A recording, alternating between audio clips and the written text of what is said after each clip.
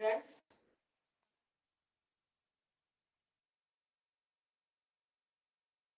के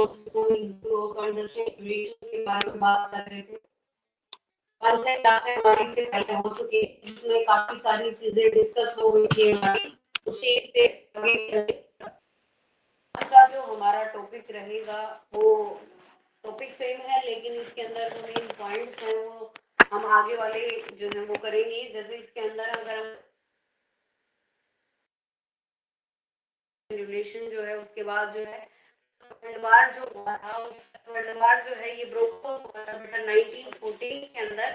तो first world war and the Russian empire और फर्स्ट वर्ल्ड वॉर, रशिया जो था इसने भी फर्स्ट वर्ल्ड वॉर के अंदर अपना पार्टिसिपेशन जो था किया था।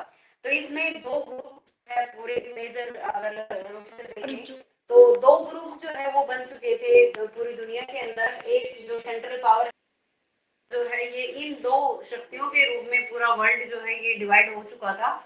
तो देखिए हमारा जो फर्स्ट वर्ल्ड वॉर था ये ब्रोक आउट हुआ था बेटा 1914 के अंदर। 1914 के अंदर ये फर्स्ट वर्ल्ड वॉर जो था ये स्टार्ट हुआ था। तो सेंट्रल पावर की अगर हम बात, सेंट्रल पावर के अंदर हमारे पास था भाई जर्मन एम्पायर। जर्मन एम्पायर भी रशियन एम्पायर की तरह काफी बड़ा एम्पायर था।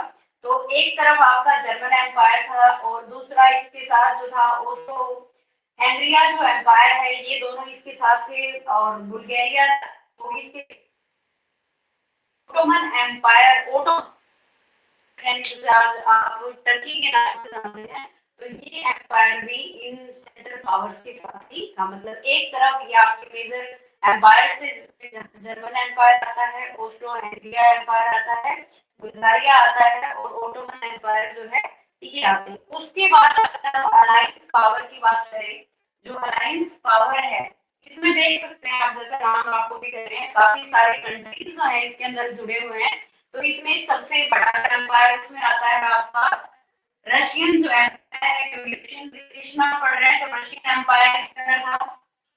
दूसरा रोमानिया इसके अंदर था, फ्रांस, पोर्टुगल, इटली, ग्रीक और सर्बिया। सर्बिया के अलावा ग्रेट ब्रिटेन जो है वो था, लास्ट में 9 के भी ज्वाइन हो गया था।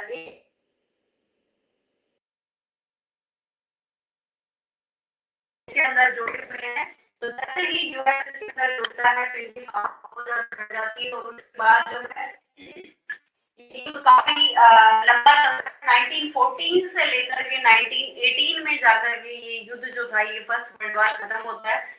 इसमें हमारा जो सेंट्रल पावर है अगर इसकी बात करें तो ये जो है ये सॉरी इसमें जीत जाते हैं रशियन के बावजूद जो है काफी खस्ता हालत रशिया की हो चुकी थी। कारण था कि रशिया जो है सारा जो है सॉरी सेंट्रल पावर नहीं अलायंस जो पावर है आपकी ये इस युद्ध के अंदर जीत जाती है, क्योंकि काफी सारे कंट्रीज हैं।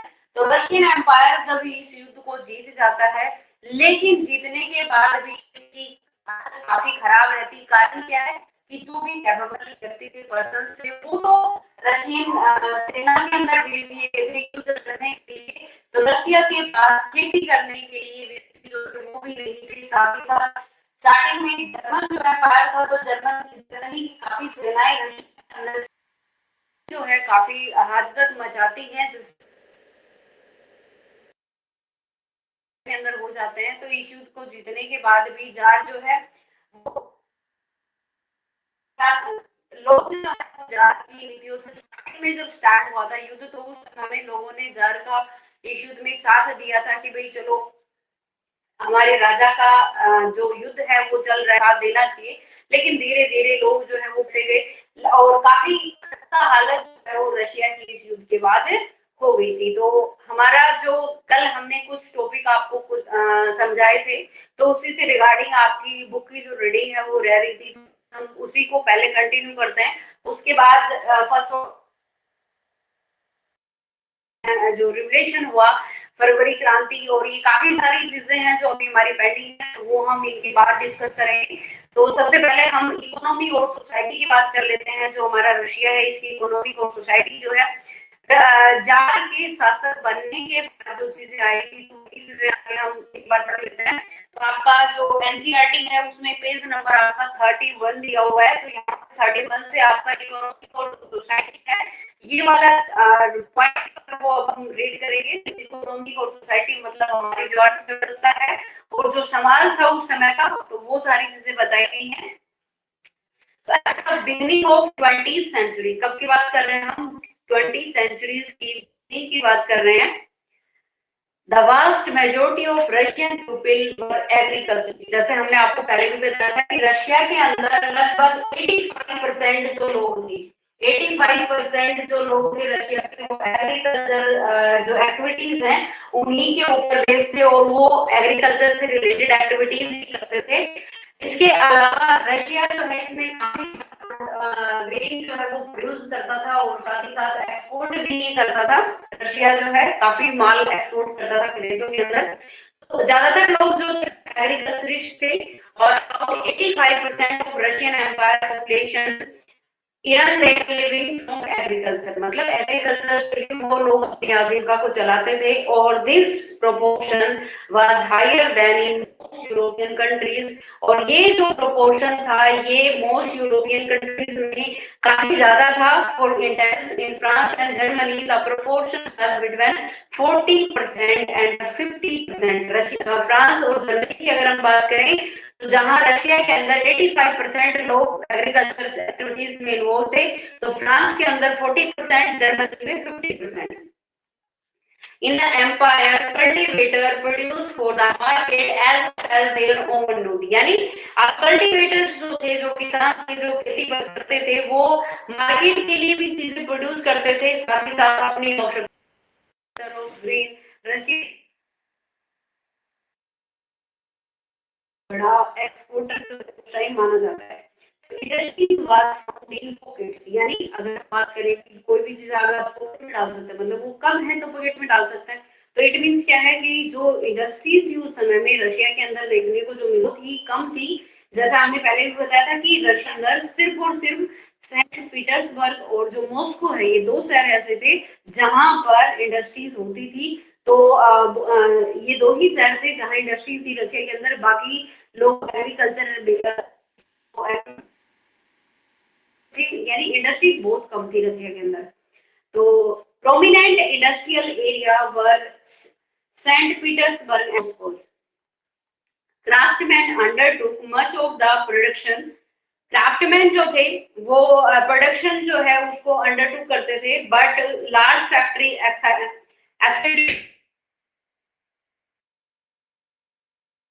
वर्कशॉप्स।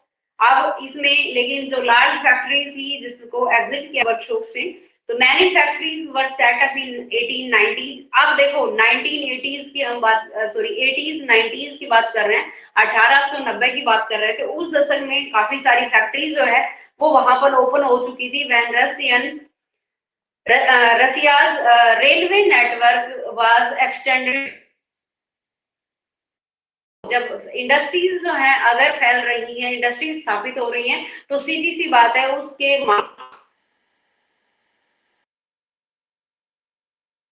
1890s के समय में रशिया के अंदर काफी फैक्ट्रीज जो है ओपन हुई और रेलवे नेटवर्क भी काफी जो है एक्सटेंड हुआ।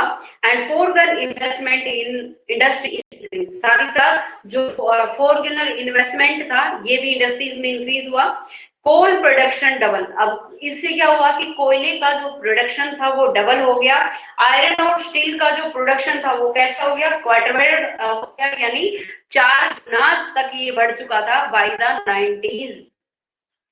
तो 1900 के समय तक ये 4 गुना हो चुका था। आयरन और स्टील जो है कोल डबल हो चुका था। In some area factory worker and craftsman were almost equal in number. मतलब अगर हम फैक्ट्री वर्कर की बात करें और क्राफ्टमैन की बात करें तो लगभग वो दोनों संख्या में इक्वल हो गए थे। Industries was the private property of industrialist. अब ज्यादातर जो इंडस्ट्री थी वो प्राइवेट प्रॉपर्टी होती थी इंडस्ट्रियलिस्ट की। तो government supervise large factory to ensure minimum wage. अब जो गवर्नमेंट है ये सुपरवाइज करवाती थी जो बड़ी बड़ी फैक्ट्रियां थी उनकी, ये चीज इंश्योर करने के लिए कि कम से कम वहां पर जो मजदूर काम कर रहे लिमिटेड हावर्स ऑफ वर्क, और साथ ही साथ काम के जो घंटे हैं वो भी जो है लिमिटेड किए जाए। बट फैक्ट्री इंस्पेक्टर, लेकिन फैक्ट्री का जो इंस्पेक्टर हुआ करता था, could be prevent rules being broken, यानी वो इन रूल्स को रोकने में नाकामयाब रहा, वो इन उल्लंघनों को रोकने में कामयाब नहीं रहे।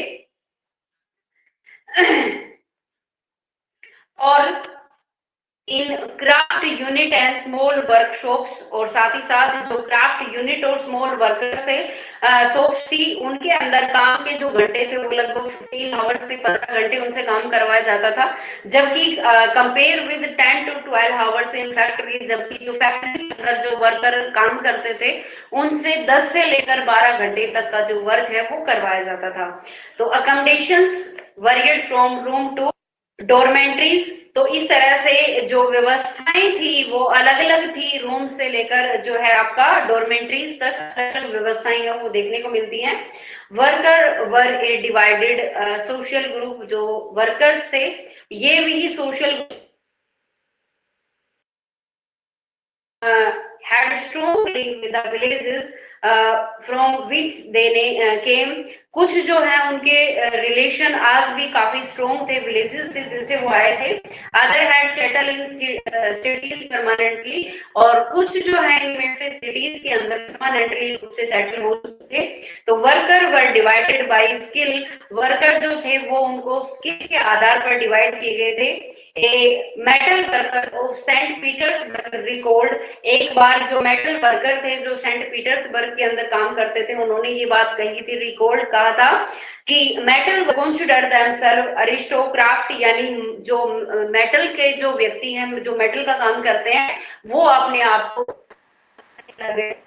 अदर वर्कर्स, दूसरे जो वर्कर हैं उनकी तुलना में, तो they demanded more training and skill, क्योंकि इनके ज्यादा ट्रेनिंग की और स्किल की डिमांड जो है वो होती थी। Women's made up 31% of factory labour force by 1914, और वुमेन्स जो है वो 31% जो है फैक्ट्रीज लेबर हुआ करती थी 1914 तक, but they were paid less than man, लेकिन उनको पुरुषों की तुलना में काफी कम वेतन जो है वो दिया जाता है। Between half and of men's wage, मतलब पुरुष का थर्ड फोर्थ जो पार्ट है, 3/4 जो भाग है वही reasons among show themselves in dress and manner too। साथ ही साथ जो वर्कर्स थे उनका जो डिविजन्स था वो उनके ड्रेस और मैनर से भी दिखता था।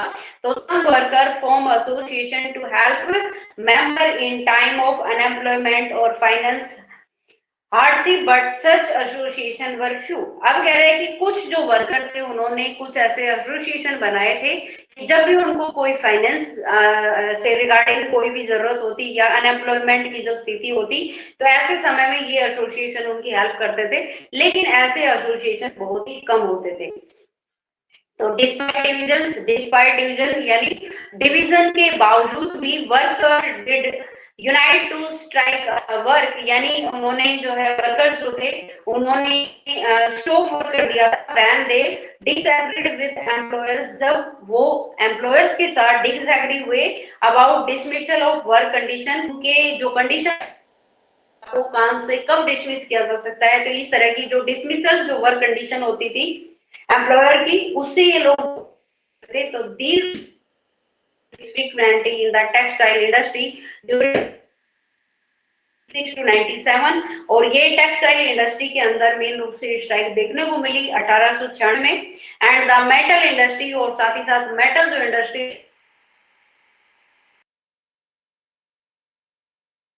Country side patient cultivated most of the land.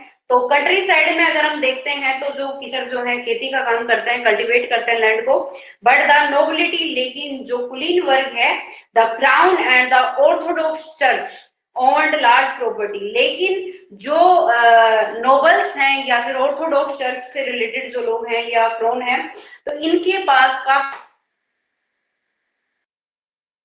मिलती है।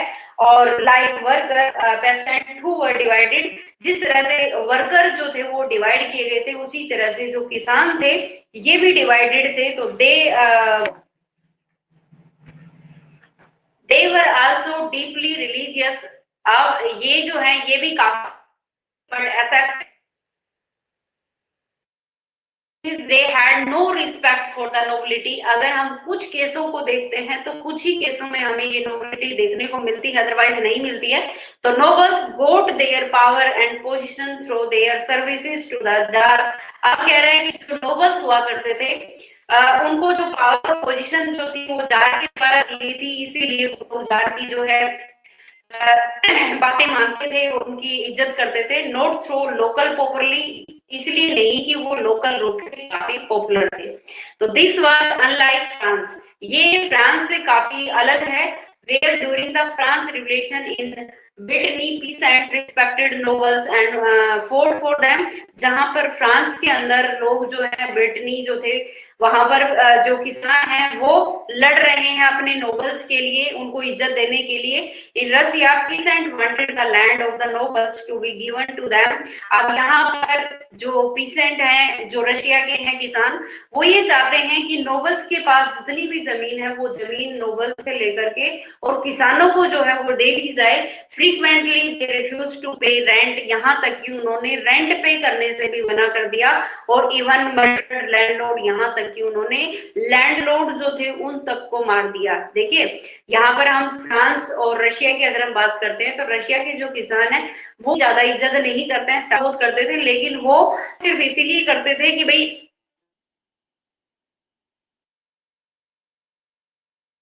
पोजीशन थी जार के समय में, तो वो लोग उनकी इज्जत करते थे जो नोबल वगैरह होते थे। किसान जो थे वो आपस में तो एक दूसरे की सहायता करते थे, लेकिन जार के प्रति या नोबल के प्रति कोई उनके मन में इज्जत या रिस्पेक्ट वाली बात नहीं होती थी। वो क्या करते थे स्टार्टिंग में जो है धीरे धीरे जैसे उन लोगों ने टैक्स बढ़ाना शुरू किया, ये काफी चीजें की, तो उनसे ये लोग परेशान हो गए। इन्होंने क्या किया, टैक्स को पे करने से मना कर दिया। जबकि फ्रांस के अंदर क्या था कि वो अपने नोबल्स के प्रति रिस्पेक्टेबल थे, उन करते थे, इज्जत करते थे। जबकि रशिया के अंदर ऐसा कुछ भी नहीं था, वो उनको यहाँ तक कि रेंट पे करने से भी मना कर देते हैं। और ज्यादा ही जब बात आगे बढ़ती है तो वो अपने लैंड का मर्डर कर देते थे। मतलब इन चीजों में वो पीछे नहीं हटते थे। तो 1902 में this occurred in a large scale in south Russia. और 1902 के समय की अगर हम बात करते हैं तो उस समय में रशिया के अंदर ये घटनाएं सबसे ज्यादा रूप से 1905 such incident took place all over Russia. 1905 के समय की तो बात ही क्या ही कहें, क्योंकि अंदर ही ऐसा माहौल बन चुका था। जबकि 1902 में तो सिर्फ साउथ रशिया जो है वहीं पर ये चीजें देखने को मिलती थी। तो Russian pheasant were different from other European pheasant in another way. Russian जो किसान है वो यूरोपियन किसान से इस तरीके से काफी अलग है। ये बातें हमने जो क्लास ली थी उसमें भी आपको डीपली रूप से आपको एक्सप्लेन किया गया था। तो देखिए एक बार, they pulled their land together periodically and their commune, यानी जो इनका मीर होता था, कम्यून जो होता था, divided in according to need of individual families. क्योंकि ये लोग जो हैं इन्होंने पूरी जमीन जो है वो एक साथ जो है सो प्रकृति की जो कम्यून था, मीन था उसको, और वो जमीन को बांट के देते थे। किस आधार पर, इंडिविजुअल फैमिलीज हैं उनकी आवश्यकताओं को आधार पर रख के। और रशियन जो किसान है उनको ये चीजें बताएगी। देखिए मैंने आपको बताया था कि रशिया की जो किसान वो मिलके एक साथ कम्युन की लीडरशिप में वो एक स्थिति करते हैं, जिसको जितनी जरूरत है उस हिसाब से उनको जो है में लोगों की जरूरतें काफी हद तक पूरी हो जाती थी। तो इसका मतलब ये बहुत ही लेबर है, बहुत ही अच्छे हैं, लिबरल हैं, लेकिन साथ ही साथ नोबल्स के प्रति वो उतने ही बुरे हैं, क्योंकि उनका तो मर्डर तक ये लोग कर दिया करते थे। तो उसके बाद सोशलिज्म रशिया के अंदर किस तरीके से हुआ, तो parties were illegal in Russia before 1914। कल हमने आपको बताया था उनको रशिया के अंदर इलीगल घोषित कर दिया गया था। तो Russian social democratic worker party was founded in 1898 by socialists who respected marks ideas, और इसके अंदर वो लोग थे जो मार्क्स के आइडियाज को काफी रिस्पेक्ट करते थे, जिसमें Russian social democratic worker party जो है इसकी फाउंडेशन हुई 1898 के अंदर। और इसकी स्थापना करने वाले वो लोग थे जो कार्ल मार्क्स के आइडियाज को काफी ज्यादा प्रभावित थे, उनसे रिस्पेक्ट करते थे। However because of government policy, लेकिन जो गवर्नमेंट की जो पॉलिसीज थी, it had to operate as an illegal operation organisation, क्योंकि उनके द्वारा गवर्नमेंट की जो पॉलिसी है उनके द्वारा इस ऑर्गेनाइजेशन को इलीगल घोषित कर दिया गया। और it set up A newspaper, और इसके बाद इन्होंने काफी सारे न्यूज़पेपर जो है वो स्टार्ट किए, mobilise worker and organise strikes जो है इन्होंने की। समाजवादी जो थे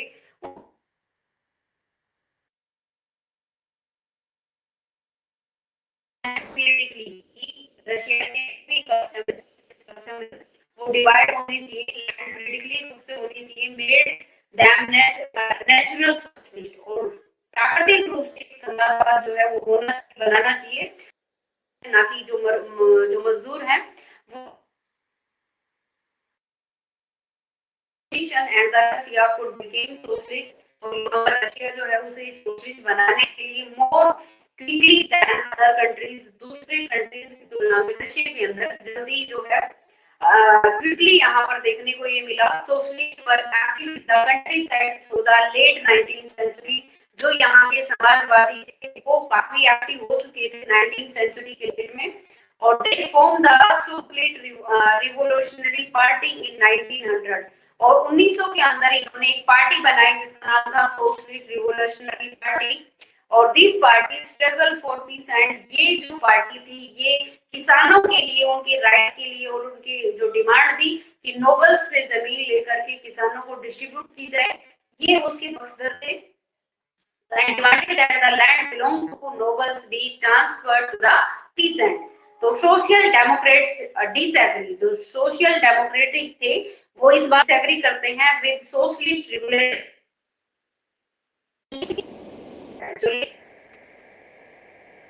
व्लादिमीर जो लेनिन थे, जो बोल्शेविक थे, तो लेनिन जो थे उनका मानना था felt that pheasant were not one United group, कि जो किसान है ये एक यूनाइटेड ग्रुप नहीं है।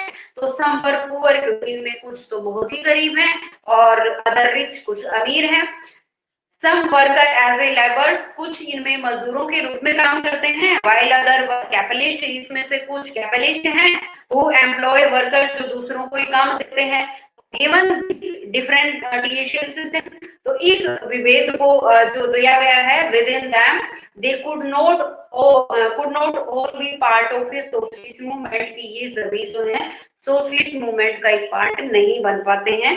तो the party was divided over the strategy of organisation, और जो ऑर्गेनाइजेशन है पार्टी का, ये रणनीति जो है, इसकी रणनीति जो है वो डिवाइड हो जाती है। तो Vladimir Lenin who lead the Bolshevik group जो थे, मेंशेविक और बोल्शेविक ग्रुप, जो बोल्शेविक ग्रुप था इसको लीड कौन कर रहा था, व्लादिमीर जो लेनिन थे वो इसको लीड कर रहे थे। थॉट दैट, आपका मानना क्या था, इन रिप्रेसिव सोसाइटी की हमारा जो समाज है, जो दमनकारी समाज है, लाइक रसिया, कि जैसे जारिस जो रसिया है, the party should be discipline and should control the number and quality of, हमारी जो पार्टी है इसमें मेंबर्स हैं वो क्वालिटी की होनी चाहिए, लिमिटेड होने चाहिए, ऐसे नहीं दो चार वो पार्टी के अंदर आ रहा है तो ऐसा नहीं होना चाहिए। जबकि जो मेंशेविक थे thought that the party should be open for to all, जिसमें चाहे वो जर्मनी को एज इन जर्मनी के अंदर हो, चाहे दूसरे हो, कोई भी हो जो पार्टी में आना चाहता है वो आ सकता है, ऐसा मानना था जो हमारे नाटो थे जो लीड कर रहे थे मेंशेविक को। तो वर्कर जो थे ये दो पार्ट में डिवाइड थे, बोल्शेविक, जिसके बारे में कल हमने क्लास में डिस्कस डिटेल से किया था। अगर आपको नहीं समझ में आया तो आप कल वाली वीडियो दोबारा देख लीजिए एक बार। तो इसमें हमने मेंशेविक और बोल्शेविक दोनों के डिफरेंसेस काफी अच्छे से बताया आपको। उसके बाद एक टर्बुलेंट टाइम जो आया था 1905 रिवोल्यूशन का, कि किस तरह से एक उथल पुथल वाला समय जो था देखने को मिला 1905 के अंदर। तो Russia was an autocracy, Russia जो है वो एक निरंकुश राजशाही रहा है। तो अनलाइक अदर यूरोपियन रूलर्स, जैसे दूसरे यूरोपियन रूलर रहे हैं उसी तरह से, even at the beginning of 20th century की 20th सेंचुरी के स्टार्टिंग में the tsar was not subject to parliament, यानी जो जार था ये पार्लियामेंट को नहीं चाहता था कि पार्लियामेंट हो। Liberals in Russia campaign to end the state of affairs, जो लिबरल्स थे रशिया के अंदर वो अभियान चलाते हैं इसको खत्म करने के लिए, जो स्टेट ऑफ अफेयर्स है उसको, टुगेदर विद सोशल डेमोक्रेटिक, और वो सोशल डेमोक्रेटिक और जो सोशल लिबरल्स हैं उनके साथ, क्रांतिकारियों के साथ मिलते हैं, और दे वर्क विद पीसेंट, किसानों के साथ भी ये काम करते हैं, and worker during the revolution of 1905 to demand a constitution. और वहां पर 1905 में ये लोग डिमांड करते हैं कि हमें एक कॉन्स्टिट्यूशन चाहिए जिसके अनुसार देश चलेगा। उसके बाद they were support to the empire by nationalist, ये सपोर्ट करते हैं उस एम्पायर को जो नेशनलिस्ट है, यानी जिसमें Poland for instance and the Muslim dominant area of Jadidis, Jadidis जो है जिनके बारे में हमने बताया था कि जो मुस्लिम जो रिफॉर्मर थे उनके बारे में है कि जदीदी जो Muslim reformer with the Russian empire, तो वो जदीदी हैं। तो Jadidis who wanted modernize Islam to lead their socialist. तो the year 1904 was a particularly bad for the Russian worker. 1904 का समय जो था ये रशिया के जो वर्कर्स उनके लिए काफी बुरा समय था, क्योंकि prices of essential good rose so quickly, क्योंकि जो एसेंशियल जो चीजें हैं, जो आवश्यक चीजें हैं, उनके प्राइस अचानक से बहुत ज्यादा बढ़ चुके थे। That real veg decline by 20%, और जो रियल वेज था वो 20% तक डिक्लाइन हो चुका था। The membership of worker association, जो वर्कर की जो एसोसिएशन थी, रोज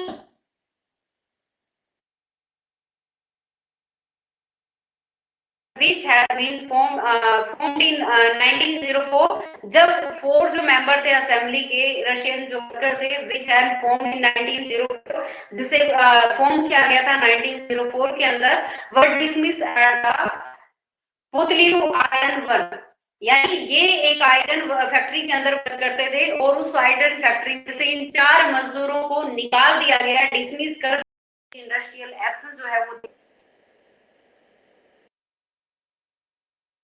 और 1,10,000 workers in St. Petersburg went on strike demanding a reduction in working day to 8 hours। अब यहाँ पर देखिए, जब 4 मजदूरों को निकाला गया तो उनको फेवर करने के लिए 1,10,000 मजदूर थे वो सेंट पीटर्सबर्ग में पहुंच गए स्ट्राइक करने के लिए, और वहां पर ये डिमांड करते हैं कि हमें, क्योंकि इनके वर्किंग आवर्स फिक्स नहीं थे 10 दिन की, तो इनकी डिमांड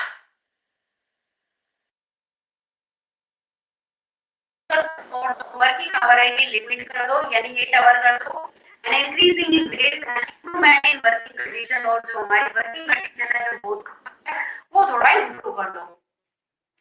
तो when the projections of workers lead by father Gapon, कल हमने आपको बताया था कि इसको लीड कौन कर रहा था, जो फादर गैपन थे वो इसको लीड कर रहे थे। दिस विंटर पैलेस, और ये कहां पहुंच जाते हैं, विंटर पैलेस के पास पहुंच जाते हैं जहां वो रहते थे। तो it was attacked by the police and Cossacks, और इनके ऊपर कोसैक्स और पुलिस के द्वारा अटैक किया जाता है, और लगभग इसमें 100 लोग जो है वो मारे जाते हैं, किल किए जाते हैं।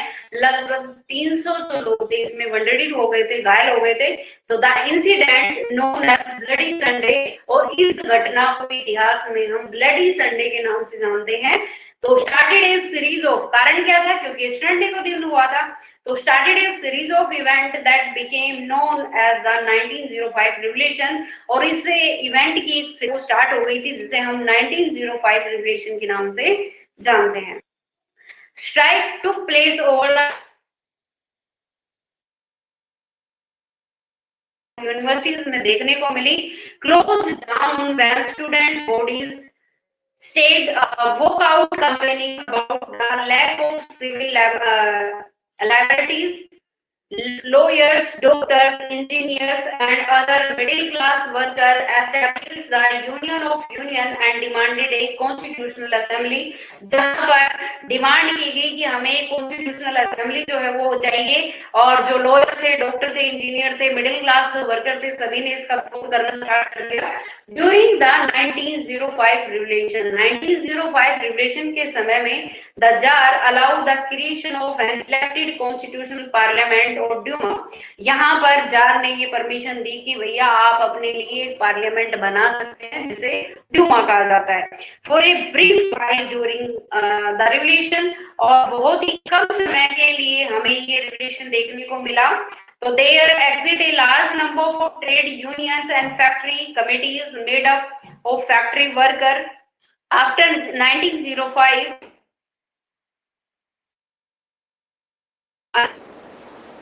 यानी यहाँ पर ऑफिशियली अनऑफिशियली जो है काफी सारी कमेटीज और जो यूनियन वर्कर हैं वो अनऑफिशियली वर्क कर रही थी after 1905, since they were declare illegal. इन सभी को उसके बाद इलीगल घोषित कर दिया गया, और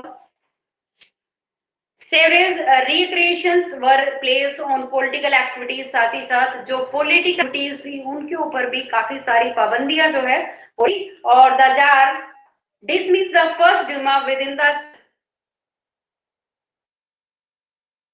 था वो 75 डेज के बाद ही जार ने क्या कर दिया, उसे डिसमिस कर दिया। And the re-elected second Duma within 3 month, और 3 महीने के बाद जो है 75 डेज के बाद जो फर्स्ट ड्यूमा था उसे डिसमिस कर दिया गया, और उसे दोबारा से नया ड्यूमा था सेकंड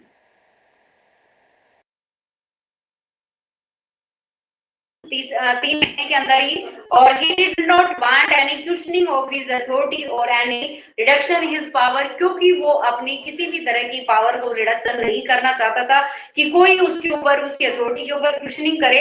इसीलिए ही चेंज वोटिंग लॉ, उसने जो वोटिंग लॉ था इसे ही बदल दिया। एंड पैक्ट द 3 ड्यूमा, और साथ ही साथ तीसरा जो ड्यूमा था ये बनाया। पहला ड्यूमा बनाया 75 डेज के बाद, उसे डिसमिस कर दिया। उसके बाद विद इन 3 मंथ उसने दूसरा ड्यूमा बनाया, उसे भी उसने रिजेक्ट कर दिया कि वो उसकी अथॉरिटी की क्वेश्चनिंग ना कर सके। और उसके बाद तीसरा ड्यूमा जो है वो जार के द्वारा बनाया। और ये जो तीसरा ड्यूमा था इसमें क्या किया गया, इसमें ये किया गया कि उसने जितने भी कंजर्वेटिव जो लोग थे, जो बदलाव नहीं चाहते थे, तो ऐसे लोगों को अपने ड्यूमा के अंदर डाल दिया ताकि उसके ऊपर किसी भी तरह की कोई क्वेश्चनिंग ना हो सके, और लोगों की जो डिमांड थी पार्लियामेंट की वो भी पूरी हो जाए। इसीलिए जार ने बड़ी ही चतुरता से ये काम किया। He changed the voting law and packed the third Duma with conservative politician, liberal and revolutionaries were cap out, यानी इसमें लिबरल और रेडिकल्स जो थे उनको बिल्कुल बाहर कर दिया, और जो कंजर्वेटिव जो लोग थे उनको इसके अंदर रखा गया। उसके बाद है the first world war and the Russian empire. वही फर्स्ट वर्ल्ड वॉर और रशियन एम्पायर जिसके बारे में हमने आज स्टार्टिंग में क्लास में आते ही डिस्कस किया, जिसमें 2 ग्रुप जो है वो बनाए गए, जिसमें सेंट्रल पावर और अलायंस जो पावर है ये जो है डिस्ट्रीब्यूट कर दी गई थी। तो जिसमें सेंट्रल पावर जो है इसके अंदर हमारा German empire, Austro Hungaria empire area है, ओटोमन एम्पायर है। अलायंस पावर के अंदर Russian empire, Romania, France, Italy, Greece, Serbia, Great Britain, US ने ज्वाइन किया था इसे 1917 में। तो देखिए एक बार 1914 war broke out between 2 European alliances, Germany, Austria and Turkey. Central power है and the France, Britain and Russia, later Italy and Romania. Each country has a global empire. In countries के पास एक ग्लोबल एम्पायर जो है वो देखने को मिलता है।